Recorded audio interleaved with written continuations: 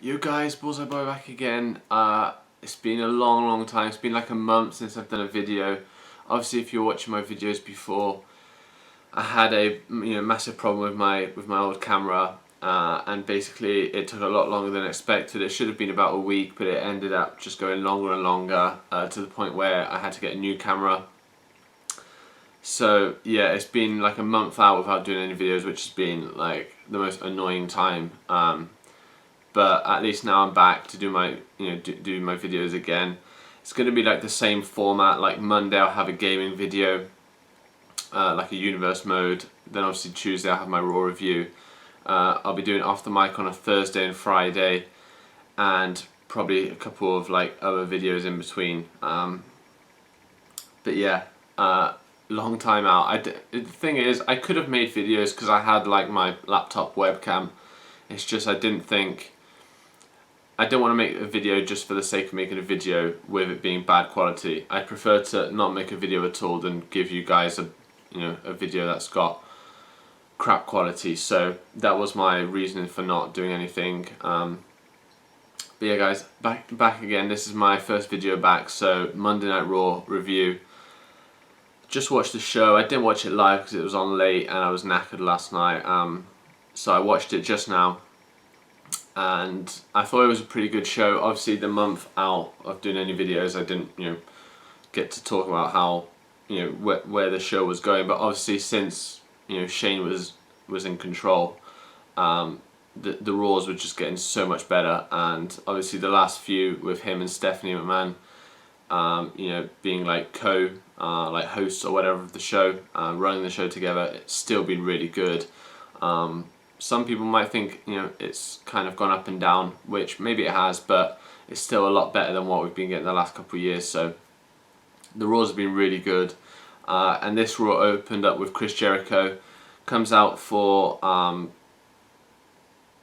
highlight reel. I forgot what the show was called then. Comes out for the highlight reel, and just talks about how he demolished Mitch the Plant, and Dean Ambrose won't be there tonight. And Big Cass comes out, which was really cool. Big Cass comes out and just says, he's like tired of hearing Chris Jericho, and that he basically calls him soft like he does, and it's basically announced that they're gonna have a match. So I was really looking forward to that, but that was going to be the main event.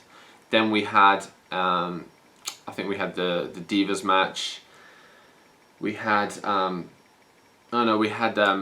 before the Divas match, we had Baron Corbin versus Dolph Ziggler. Really good match. I've really enjoyed their feud, Baron Corbin and Dolph Ziggler. It's been a really good rivalry. I like what they did at Payback, because obviously the easy thing to do was have, Corbin beat Ziggler, which obviously I wanted, but I like the way they prolonged the feud.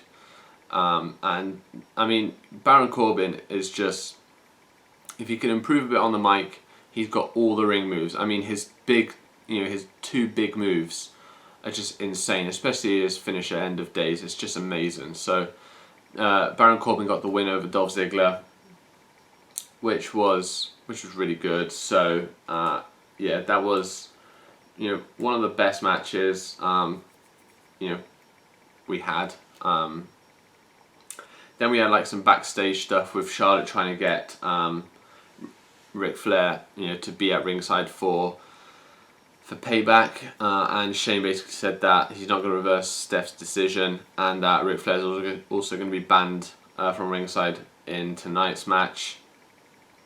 So that was pretty funny and really good, because I hate seeing Ric Flair at ringside. Then we had Fandango versus R-Truth. Well, before that we had another backstage moment with AJ Styles and the club, basically just talking about how because they had a 6-man elimination match versus the Usos and Roman Reigns later on in the show, just talking about how AJ Styles wants to be WWE World Heavyweight Champion, and that he'll take any risks he needs to do it. Then we had, like I said, Fandango versus R-Truth, which was by far the worst part of Raw and the worst moment. I just hate what they're doing right now with that. Not that I was You know, obviously the stuff with Goldust and R-Truth was pretty funny in spots, but I didn't really care anyway. And just now they've put, I mean, they've just introduced Fandango and Tyler Breeze into it all, and it's just really stupid. But R-Truth got the win. Then there was another backstage scene with The Miz, Cesaro, and Kevin Owens, because obviously there's going to be a triple threat at Extreme Rules for the IC title. And Sami Zayn comes in and says he wants to be part of the match, but you know, he has to prove himself first. So he faces off with The Miz. If he wins, he'll be into the main event, not in the main event, but in the match at Extreme Rules, and it'll be a fatal 4-way. So I knew Sami Zayn was going to beat The Miz, which he obviously did, but I'll get to that. Then we had the Divas match, Paige versus Charlotte. Ric Flair comes down towards the end of the match, and then, you know, obviously he's not supposed to be out there, so Shane comes out and takes him away. And that distracts Charlotte for Paige to pick up the win, which I wasn't expecting, to be fair, before the match. I thought obviously they were you know, trying to make Charlotte seem really worried about not having Ric Flair, but I thought they'd have obviously just win the match still and show that she can be dominant by herself. But obviously they didn't go with that, so it leaves the question open whether Natalya will win, but I don't think she will, because I've said it since before WrestleMania. The next Divas champion, not Divas. Why do I keep saying Divas? That's changed ages ago. It's just like the Divas term's been there for so long. I can't get rid of it now. The women's division, and ever since the women's match at WrestleMania, the next women's champion after Charlotte is going to be Sasha Banks. Simple as. So she'll win again, but obviously without the controversy against Natalya. Then we had The Miz versus Sami Zayn. Sami Zayn, after a good match, it wasn't amazing, to be honest. It was okay, it was a good match. And Sami Zayn got the win. So that was pretty cool. Then Emma and Dana Brooke, I think, basically attacked, forgotten her name, Becky Lynch. Yeah, Becky Lynch. I shouldn't be forgetting Becky Lynch because I love Becky Lynch. But yeah, Dana Brooke and Emma attacked Becky Lynch backstage. Yeah, I mean, it's just prolonging the feud between Becky Lynch and Emma. Then we had Sin Cara versus Rusev. I'm not gonna lie, obviously because I recorded the show, so I could obviously rewatch it, I fast forwarded this match. I did not watch it. I saw at the end Sin Cara won. Yeah, I mean, great way of building up your number one contender for Kalisto's title. So now, I mean, this is how it could go. Rusev beats Kalisto at Extreme Rules for the US title, but 2 weeks later, 2 weeks before that, he lost to Sin Cara, but then he beat Kalisto. Doesn't really make sense. So for me, Kalisto has to win and then, you know, see where they go from there.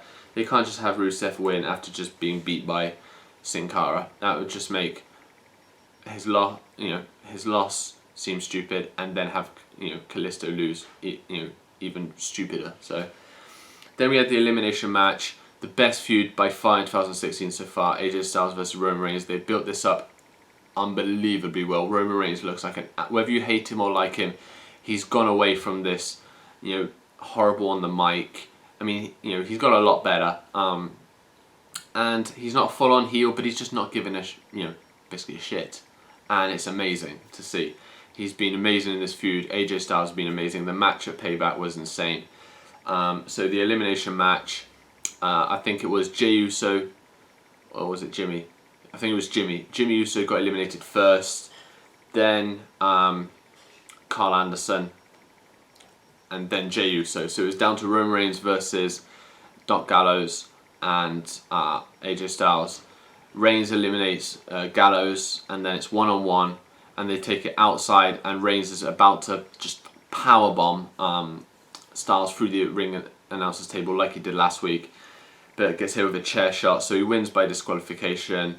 Then they start attacking Roman Reigns, Anderson and Gallows. The Usos come back out and help, and it's just a big stare down at the end between Reigns and Styles. So again, really like the way they're building this, you know, this feud up, and it's going to be an amazing match at Extreme Rules. I still think Reigns will retain because of what I think they're going to do in the summer at SummerSlam, and the next pay-per-views before, well, after Extreme Rules and before SummerSlam. So Then we had Kevin Owens versus Zack Ryder. If Zack Ryder won, he got Kevin Owens this place because basically Kevin Owens was just whining all show, which was funny.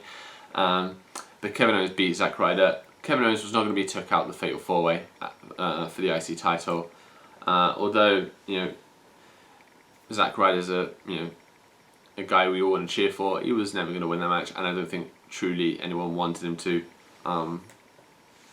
Then the New Day came out, just insane promo by the New Day versus the Dudleys, and the Dudleys won because of interference from the Vaudevillains. Obviously the Vaudevillains have been awarded the #1 contenders match because of what happened to Enzo at Payback, otherwise they were going to lose that match.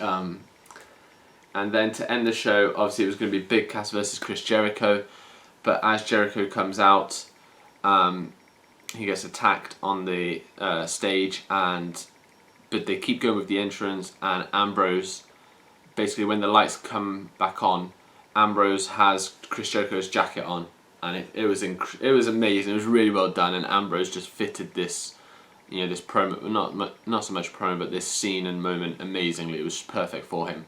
And he basically rips and cuts up Jericho's jacket, which cost like $1,500 or something. Obviously the one with all the lights on. It was so funny. And then Big Cass helped out Dean Ambrose because Chris Jericho tried to get away, but Big Cass flinged him back into the ring, and Ambrose just hit him with a dirty deed. So that ended Monday Night Raw. Really cool show. I did really enjoy it again. Like I think the last few weeks I haven't watched Raw live. I've watched it the next day.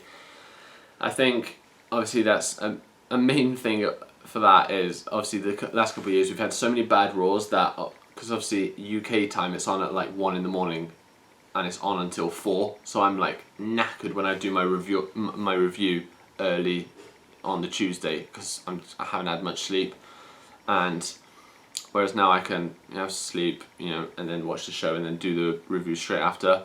And also the fact that we were getting so many just horrible shows, I might start staying up for it again because of it, how it's Raw's been improving recently. So, but yeah, that was my Raw review, guys. I hope you enjoyed the video. Subscribe, like, comment, all that good stuff. And yeah, it's good to be back making videos. Like I said, I hadn't done it in a while, but just glad to get to have got a new camera. And yeah. Hope you guys will enjoy this video, and see you soon, guys. Bye.